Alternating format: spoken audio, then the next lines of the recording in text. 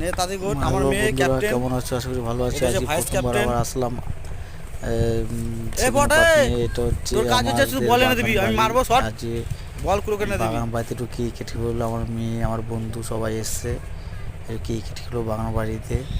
এটা হচ্ছে আমার ভাগনা, এটা এমন হয় হচ্ছে প্রত্যেক আমার বন্ধু।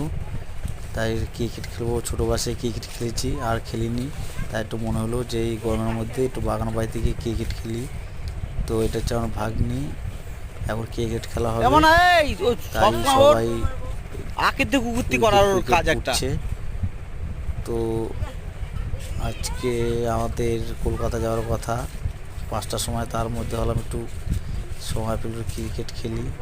আর এখানে হচ্ছে আমার ভাগ্নে এখানে মাছ চাষ করছে একটা চৌবাচ্চাতে, সেটা দেখার জন্য এখানে এত ভিড়।